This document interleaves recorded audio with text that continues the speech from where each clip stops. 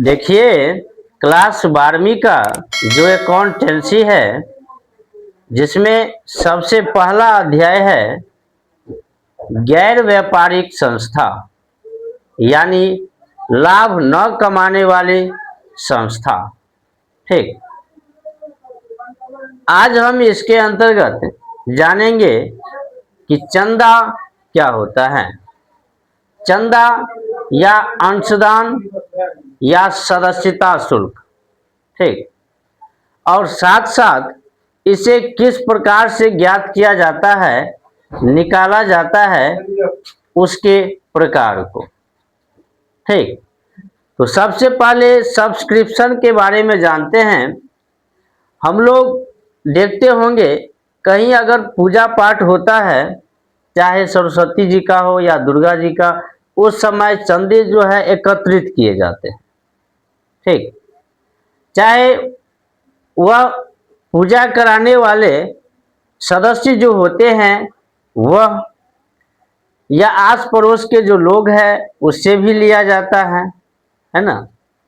तो अनेक प्रकार के चंदे होते हैं, तो जानते हैं। ठीक, देखिए, चंदा सदस्यता शुल्क है।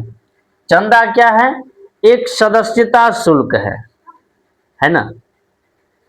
यानी कोई संगठन है और संगठन के सदस्य, इसमें अलाभकारी संस्था के जो सदस्य है वह क्या करेंगे कि चंदा देंगे, है ना। किस प्रकार से देंगे कि जिसका भुगतान सदस्य द्वारा वार्षिक आधार पर किया जाता है। जिसका भुगतान जो सदस्य रहेगा वह सदस्य द्वारा वार्षिक आधार पर किया जाता है।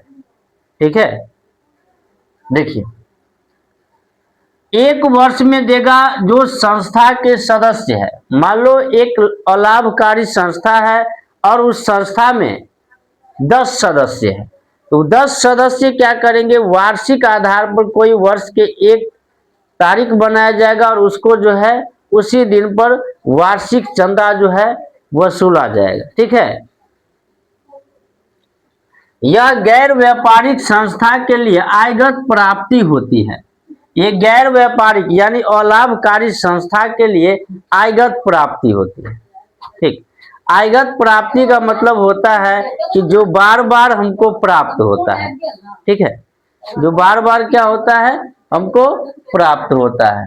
ठीक है, तो जो अलाभकारी संस्था है उसके लिए आयगत प्राप्ति होता है और इसे आय व्यय खाते के क्रेडिट पक्ष में तथा प्राप्ति भुगतान खाता के डेबिट पक्ष में लिखा जाता है। जो आय व्यय खाता है इसके क्रेडिट पक्ष में लिखा जाएगा। ठीक है, और प्राप्ति और भुगतान खाता, इसे दोनों खाते में लिखे जाएंगे। तो प्राप्ति और भुगतान खाता के डेबिट पक्ष में लिखा जाता है। ठीक है, चलिए, परंतु यदि यह किसी विशेष कार्य के लिए प्राप्त किया जाए तो उसे पूंजीगत प्राप्ति मानना चाहिए और इसे चिट्ठे में दायित्व पक्ष में दिखाना चाहिए। कभी कभी ऐसे होता है कि चंदा जो मिलेगा तो वह एक ही बार मिलेगा, है ना। मान लो कि कोई व्यक्ति आए दूसरे शहर से और यहाँ आकर गांव में जो है मंदिर बनाने के लिए कुछ रुपये दे दिए, है ना, चंदा दे दिए, तो वह हर एक साल नहीं देगा या हर एक महीना ऐसे में नहीं देगा। कभी आया एक बार जीवन में दे दिया। तो अगर किसी विशेष कार्य के लिए अगर चंदा मिले तो वो क्या होता है, पूंजीगत होता है। ठीक है, और पूंजीगत प्राप्ति जब होगा उसे आय व्यय खाता और प्राप्ति भुगतान खाता में नहीं दिखाएंगे, उसे दिखाएंगे आर्थिक चिट्ठा में, दायित्व पक्ष में। ठीक, दायित्व पक्ष में दिखाना चाहिए। और इस कार्य विशेष के पूरा होने के बाद यदि इससे संबंधित चंदे की आय शेष बची हो, इसे शेष रकम को पूंजी कोष में जोड़ना चाहिए। जितना चंदा मिले अगर उतना खर्च नहीं हुए, जो बच गए उसे क्या करेंगे, शेष में जोड़ देंगे, है ना। चलिए,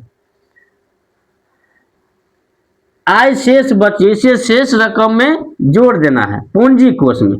चालू वर्ष के लिए चंदे की रकम, अब जानते हैं कि चंदे जो निकाला जाता है चालू वर्ष के लिए, चालू वर्ष में जो प्राप्त चंदे की रकम है उसको दो विधि से निकालते हैं। पहला विवरण पत्र बनाकर, विवरण पत्र बनाकर, दूसरा खाता बनाकर। ठीक है, यानी विवरण पत्र बनाकर हम ज्ञात कर सकते हैं कि चंदा की रकम कितना है इस वर्ष। ठीक, और खाता बनाकर भी। ठीक, देखिए तो दो प्रकार में क्या है, सबसे पहले है पत्र, विवरण पत्र बनाकर। विवरण पत्र बनाकर जब हम सब्सक्रिप्शन अकाउंट्स बनाएंगे तो उस समय क्या होगा, देखिए ये नमूना है। ठीक है, विवरण पत्र का पार्टिकुलर्स और अमाउंट। पार्टिकुलर्स अमाउंट जो है, ठीक है, सबसे पहले लिखेंगे subscription received during the year, यहाँ पे जितना रकम प्राप्त हुआ। ठीक, यानी इसका अर्थ हुआ कि सब्सक्रिप्शन इस वर्ष जो है कितने प्राप्त हुए सदस्य से। ठीक, subscription received during the year. ठीक है, उसके बाद क्या है, एड आउटस्टैंडिंग सब्सक्रिप्शन एंडिंग।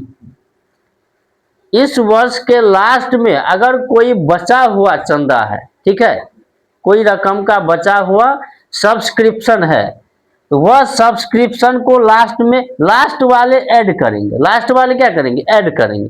ठीक है, ये ध्यान देना है। और शुरू में जो बचा रहेगा उसको माइनस करना है।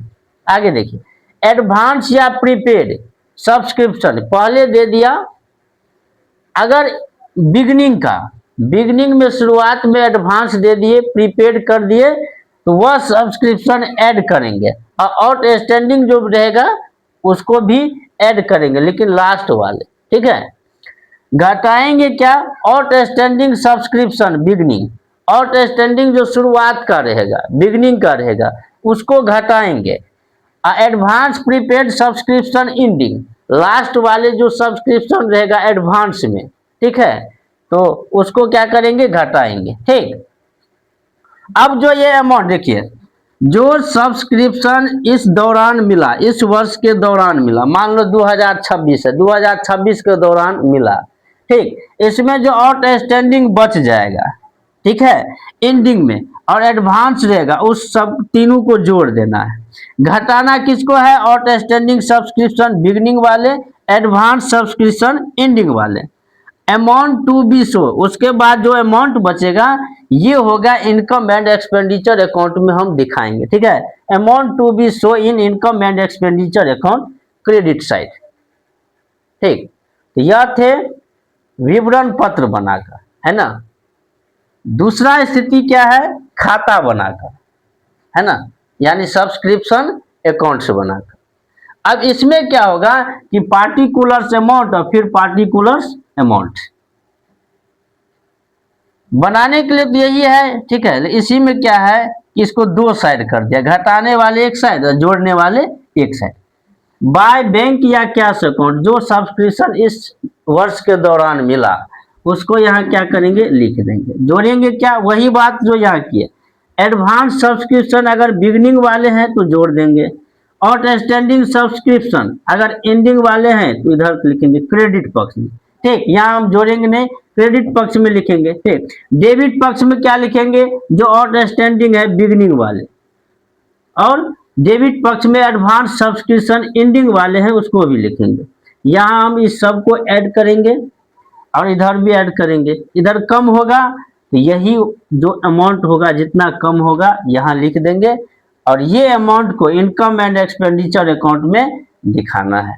ठीक, यह थे चंदा यानी सब्सक्रिप्शन और इसको कैसे ज्ञात किया जाता है। ठीक, उम्मीद करता हूं कि आपको यह वीडियो अच्छा लगा होगा।